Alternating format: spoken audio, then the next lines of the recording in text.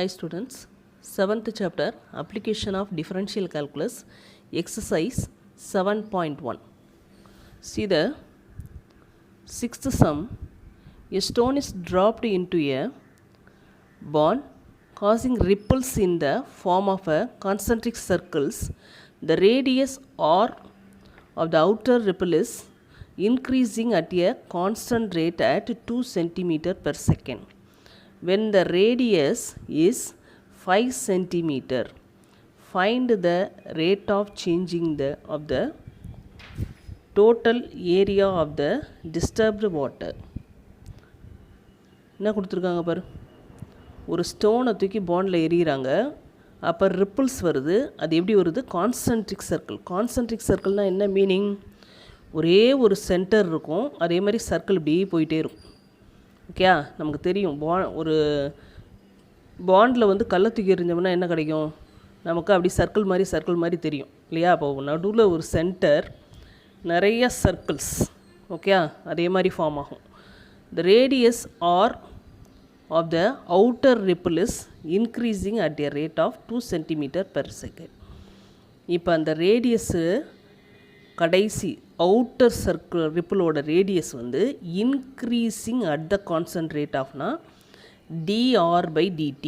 Increasing rate of the increasing rate of changing, how fast increasing, இதெல்லாம் வந்தாலே d by d t. ஆர்னா ரேடியஸ்னா d r by d t, ஹெச்னா d h by d t, okay, வால்யூம்னா d v by d t. அது மாதிரி பார்த்துக்கணும். ஓகே, அந்த சென்டென்ஸ் கரெக்டாக பார்த்துக்கோங்க. Increasing at a constant rate 2 centimeter per second na dr by dt equal to 2 centimeter. When the radius is 5 centimeter, r வந்து 5 centimeter கொடுத்துட்டாங்க. Find the rate of changing of the total area. Rate of changing அப்படின்னா என்ன வேணும்? அடுத்து என்ன இருக்குது? Total area. அப்போ dA by dt வேணும். ஓகே, அப்போ given dr by dt equal to 2 centimeter per second. Okay, r equal to 5 given. Area of the circle எனக்கு dA by dt வேணும். இப்போ area of the circle equal to pi r square, formula தெரியும் நமக்கு. Okay, இப்போ dA by dt equal to pi r squared differentiate பண்ணால், r square differentiate பண்ணால் 2r dr by dt. Okay, pi 2 into ஆருக்கு பதிலாக 5 dr by dtனா இங்கே கொடுத்துருக்காங்க 2. Okay, multiply பண்ணனா 4 5s are 20. இப்போ dA by dt equal to 20 pi ஏரியான்றதுனால centimetre square per second. Centimetre square per second. 7th sum. A beacon makes one revolution every 10 seconds.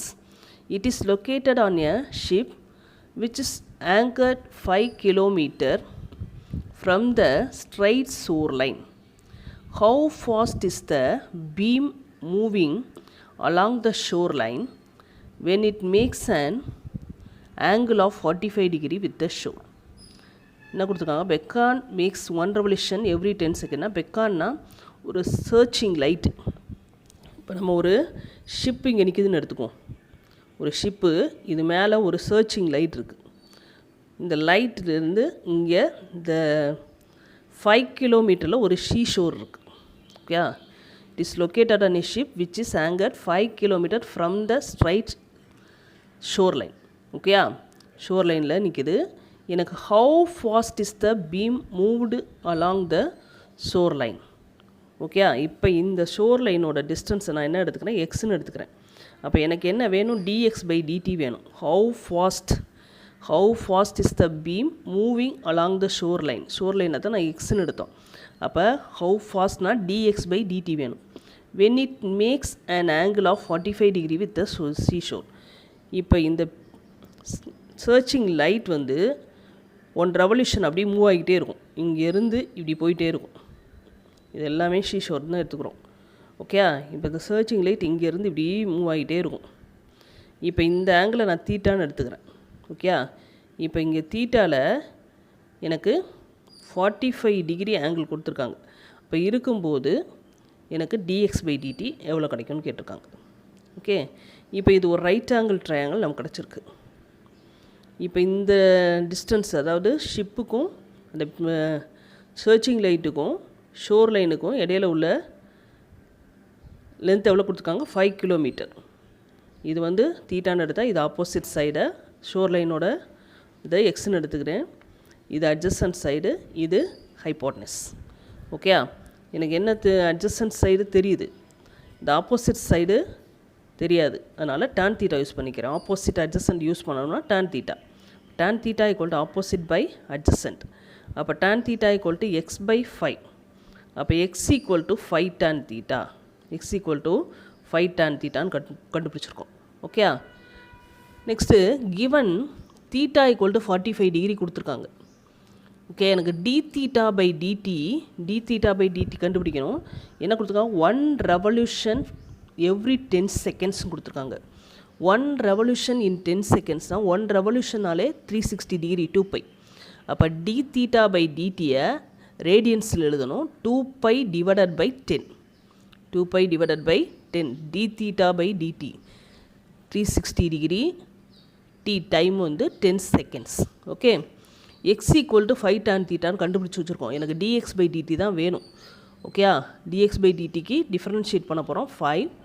tan தீட்டாவை differentiate பண்ணும்போது secant square theta. Here with respect to d தீட்டாவை differentiate பண்ணும்போது ஒரு d theta by d t வரும். Okay, chain rule 5 secant square theta d theta by d t. 5 வச்சுக்கிறேன். secant ஸ்கொயர் தீட்டாக்கு பதிலாக 45 degree, d theta by d t 2π by 10. 5ம் 10ம் கேன்சல் பண்ணிக்கிறேன். ஓகே, திரும்ப இதையும் கேன்சல் பண்ணிக்கிறேன். அப்போ balance secant 45 value cos 45 what is the value 1/√2. அதோட ரெசிப்ரோக்கல் √2. ஓகே, அது secant 45 டைரெக்டாக தெரிலனா cos 45 யோசிங்க. 1/√2 அதை ரெசிப்ரோக்கல் பண்ணு √2 ஹோல் ஸ்கொயர். இங்கே ஒரு பை இருக்குது. அப்போ √2 whole square 2π kilometre per second. D x by டிடினால kilometre per second. Okay, next 8th sum. A conical water tank with vertex down of 12 meter height and radius of 5 meter at the top. If water flows into the tank at the rate 10 cubic meter per minute, how fast is the depth of the water? How fast is the depth of the water increases when the water is 8 meter deep. When the water is 8 meter deep. கொடுத்துருக்காங்க ஒரு conical water டேங்க்கு. நான் இதை எடுத்துக்கிறேன். இந்த water டேங்கில் radius 5 metre கொடுத்துருக்காங்க, height வந்து 12 metre கொடுத்துருக்காங்க. ரேடியஸ் 5 மீட்டர், 12 ஹைட் வந்து 12 மீட்டர் கொடுத்துருக்காங்க. அடுத்து என்ன கொடுத்துருக்காங்க, the water flows into the tank at a rate of, இல்லையா, ரேட் ஆஃப் வந்தாலே என்ன சொல்லிக்கிறேன், dy/dt எடுக்கணும். இங்கே cubic metre per minute. Cubic மீட்டரை நம்ம எதை மென்ஷன் பண்ணுவோம், வால்யூமை தான் கியூபிக்னு மென்ஷன் பண்ணுவோம். அதனால் dv/dt ஈக்குவல் டு 10 கொடுத்துருக்காங்க. Okay, rate of change of இதெல்லாம் வந்தால் dy/dt ஆர் dy/dxை மென்ஷன் பண்ணுவோம். கியூபிக் மீட்டர்ன்றதுனால வால்யூம். அப்போ dv/dt equal to 10.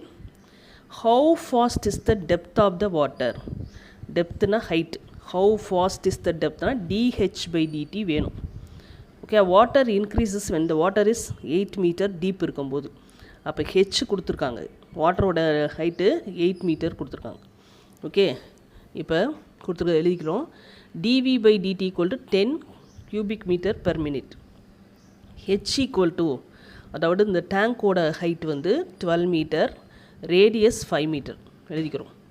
Volume of the cone நமக்கு ஃபார்முலா தெரியும், 1/3 πr² h. ஓகே, இப்போ நான் இங்கே ஒரு ரேடியஸு ஹைட் எடுத்துக்கிறேன். இந்த ரேடியஸ் ஹைட்டு இப்போ இங்கே இதை OABன்னு மார்க் பண்ணிக்கிறேன். இந்த ட்ரையாங்கிள், ரைட் ஆங்கிள் ட்ரையாங்கிள். அதே மாதிரி இந்த டேர்மை சிடின்னு மார்க் பண்ணிக்கிறேன், ACD. ஓகே, அந்த ரெண்டு ட்ரையாங்கிளும் சிமிலர் ட்ரையாங்கிள். ஏன்னா இது 90 டிகிரி, இதுவும் 90 டிகிரி. ரெண்டு ஆங்கிள் ஈக்குவல். ஓகே, இது காமன் ஆங்கிள். ஓகே, ரெண்டு ஆங்கிள் ஈக்குவலாக இருந்து ஒரு காமன் ஆங்கிள் இருந்தால் அதை வந்து சிமிலர் ட்ரையாங்கிள்னு சொல்லலாம். இப்போ இந்த ரெண்டு ட்ரையாங்கிளும் சிமிலர். அப்போ சிமிலர்னால ட்ரையாங்கிள் ACD,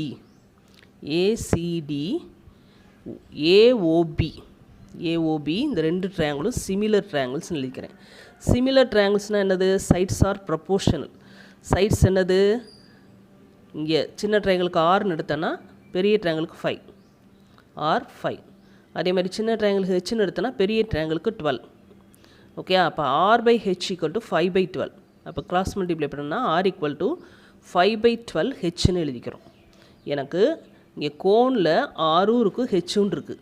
நான் ஒரே வேரியபிளாக மாற்றினா தான் எனக்கு டிஃப்ரென்ஷியேட் பண்ணுறது ஈஸியாக இருக்கும். அதனால் இந்த மெத்தடை யூஸ் பண்ணுறோம். r = 5/12 h. ஓகே, இப்போ வால்யூம் = 1/3 பை. ஆருக்கு பதிலாக என்ன கண்டுபிடிச்சி வச்சுருக்கோம்? 5/12 h whole square into h. Okay, இப்போ எல்லாமே ஹெச் டேர்மாக மாறிடுச்சு. அப்போ 1/3 pi 5 square 25 divided by 144 h square. இங்கே ஒரு ஹெச் இருக்குது, டோட்டல் வந்து ஹெச் கியூப் ஆயிடுச்சு. ஓகே, இப்போ நம்ம டிஃப்ரென்ஷியேட் பண்ண போகிறோம். dv/dt. dv/dt = 1/3 பை கான்ஸ்டன்ட் எழுதிக்கிறேன். 25/144 கான்ஸ்டன்ட் எழுதிக்கிறேன். ஹெச் கியூபை டிஃப்ரென்ஷியேட் பண்ணும்போது 3h ஸ்கொயர் இன்ட்டு dh/dt.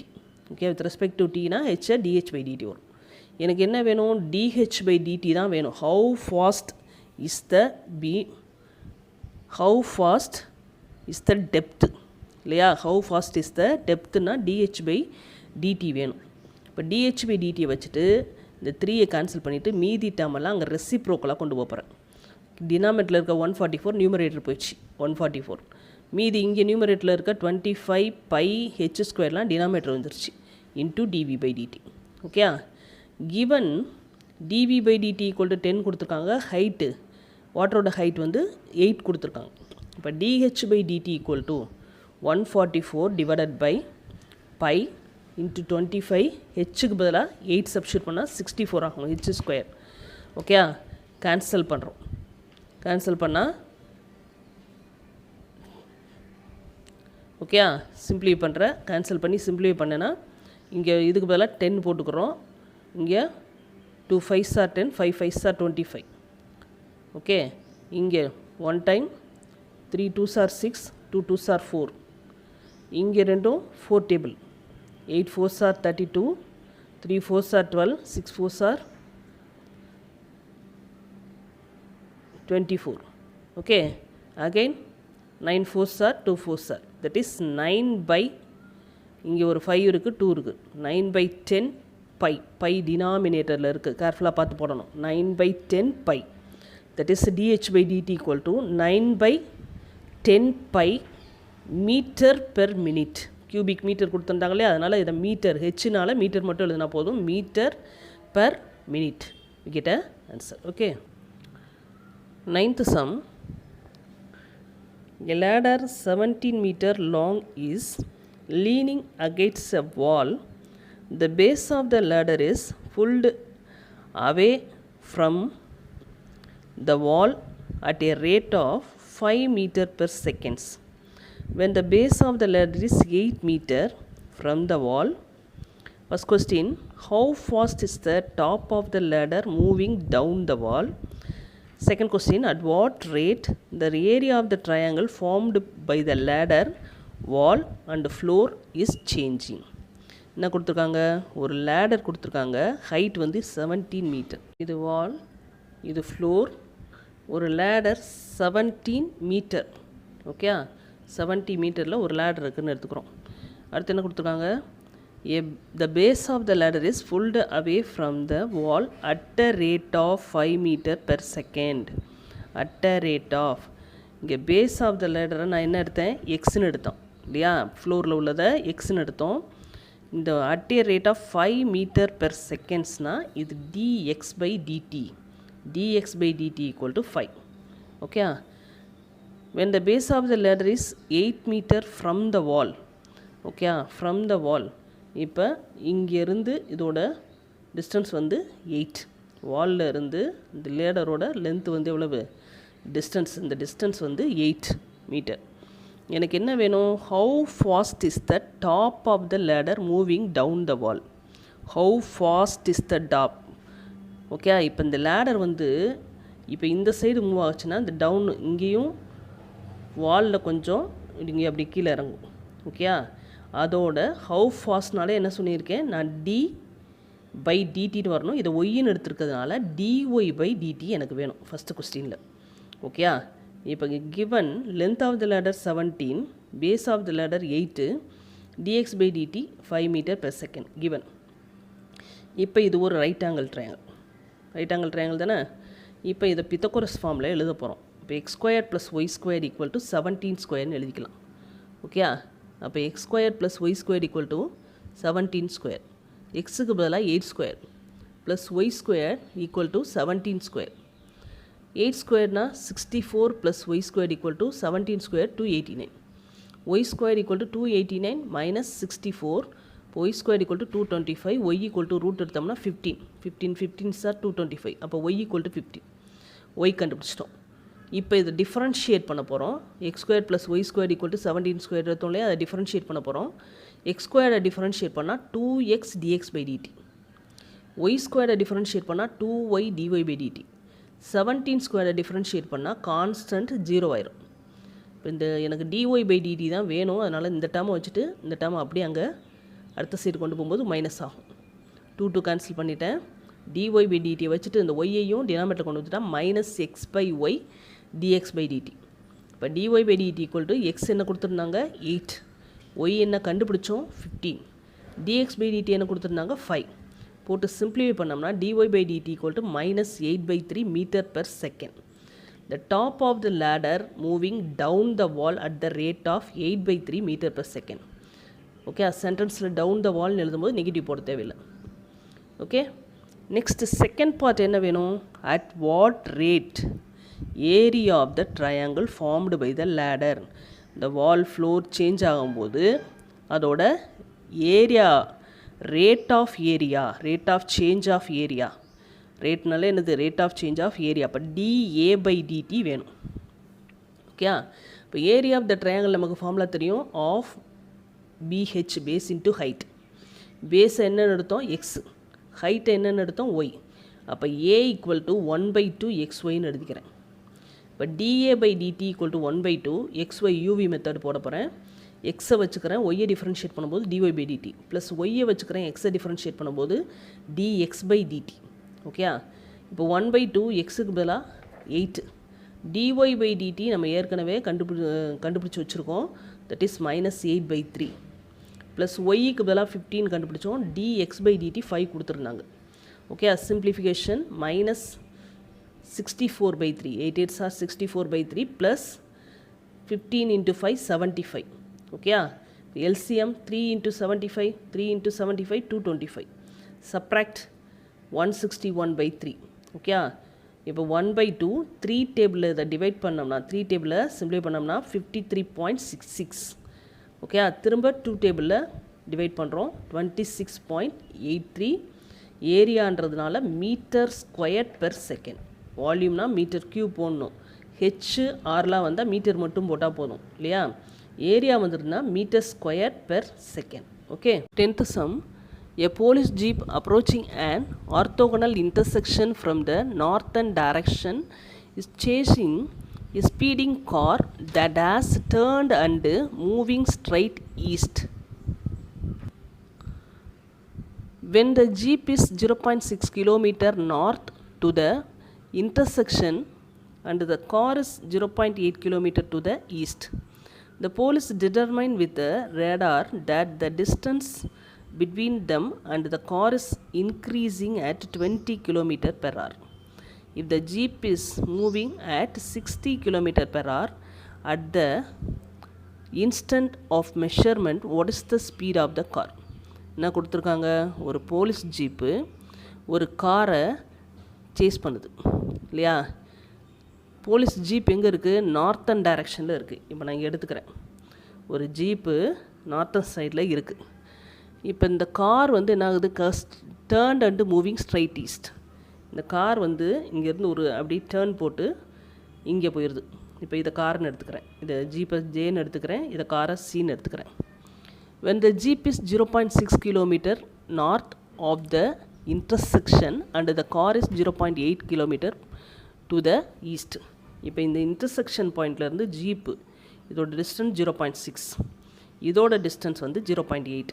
நான் இதை ஒய்ன்னு எடுத்துக்கிறேன், ஓகே, இதை எக்ஸ்ன்னு எடுத்துக்கிறேன். இப்போ இந்த police determine with the radar that the distance between them and the car is increasing at 20 km/h. இப்போ இங்கே ஒரு ரேடார்லேருந்து சர்ச் பண்ணுறாங்க. அப்போ அந்த கார் வந்து என்னது, இங்கே இருக்க டிஸ்டன்ஸ் வந்து ரேட் ஆஃப் இன்க்ரீஸிங் அட். அப்போ இந்த டிஸ்டன்ஸை நான் இசட்னு எடுத்தேன்னா dz/dt 20. ஓகே, இந்த டிஸ்டன்ஸை எனக்கு தெரியாது, நான் அதை இசட்னு எடுத்துக்கிறேன். இதை இசட்னு எடுத்தால் increasing அட்னா dz/dt equal to 20 km/h. If the jeep is moving 60 km/h at the instant of measurement, what is the speed of the car? Jeep வந்து 60 km/h மூவ் ஆகுது.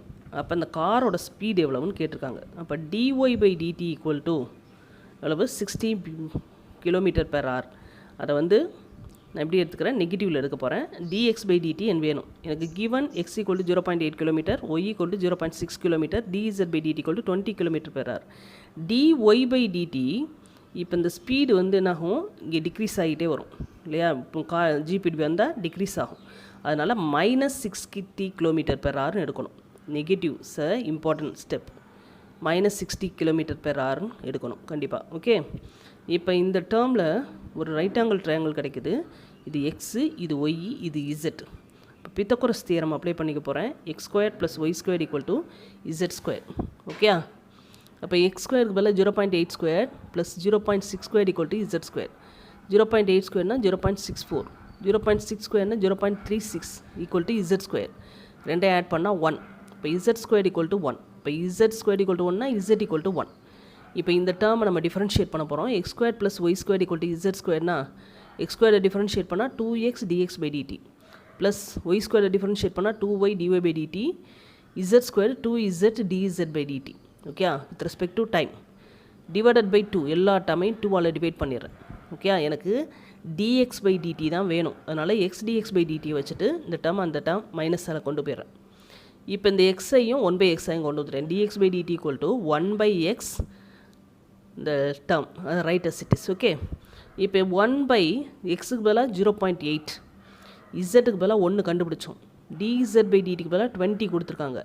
மைனஸ் ஒய்க்கு பதிலாக 0.6 கொடுத்துருக்காங்க. dy/dt டிக்ரீஸ்னால -60 நம்ம எடுத்தோம். இப்போ 1/0.8 20 மைனஸ் இன்ட்டு மைனஸ் ப்ளஸ் 36. பாயிண்ட்டை கரெக்டாக வைக்கணும். இங்கே 360 வரும். இங்கே பாயிண்ட் ஆஃப்டர் ஒரு நம்பருக்கெல்லாம் 0 கேன்சல் ஆயிரும். 36 ஆட் பண்ணால் 56 டிவைடட் பை 0.8. இந்த 0.8 நான் எப்படி எழுதலாம், 8/10ன்னு எழுதிக்கலாம். 0.8 8/10ன்னு எழுதிக்கலாம். ரெசிப்ரோக்கல் பண்ணால் 10/8. 560/8 சிம்பிளை பண்ணால் 70 km/h. அப்போ dx/dt = 70 km/h. That is speed of the car = 70 km/h. We get an answer. Okay, thank you students.